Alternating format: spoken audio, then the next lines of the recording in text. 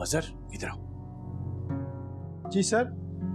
मुझे तो लगता है कि सर राहिल नहीं, मिस तानिया नहीं, या फिर ये बिजनेस नहीं। सर बिजनेस क्यों नहीं?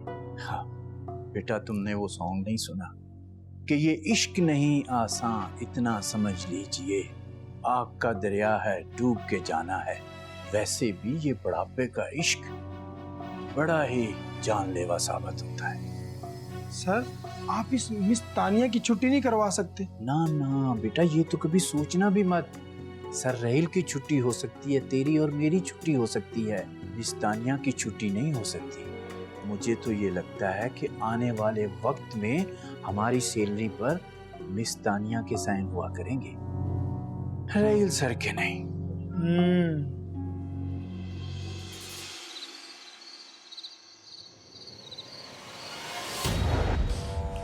मैं जानती थी कि रामिस की शादी के बाद मेरे साथ ऐसा ही होना है और ऐसा ही हो रहा है।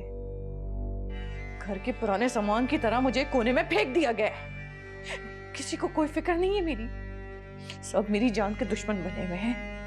लेकिन मैं किसी का ये टारगेट पूरा नहीं होने दूंगी, किसी की चाल को पूरा नहीं होने दूंगी। Really good dinner, really good dinner. क्या हुआ है?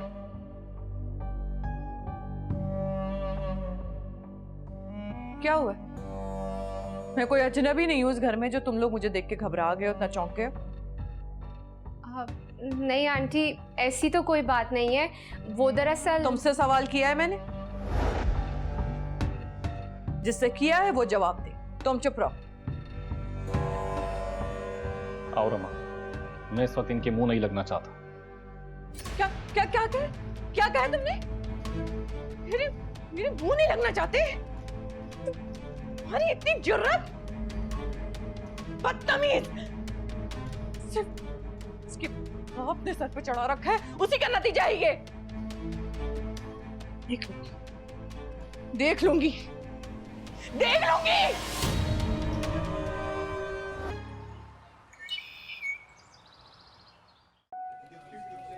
हाय मिस तानिया, कैसी हैं आप?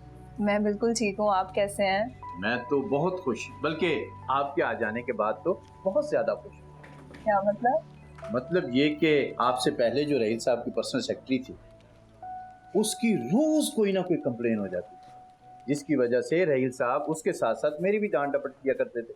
लेकिन जब से आप उनकी पर्सनल सेक्रेटरी बनी हैं, आपने तो सारे उनके काम संभाल लिए, इसलिए अब राहिल साहब हमें तो याद ही नहीं करते। वाह, सेक्रेटरी हो तो आप जैसा। बहुत बहुत शुक्रिया।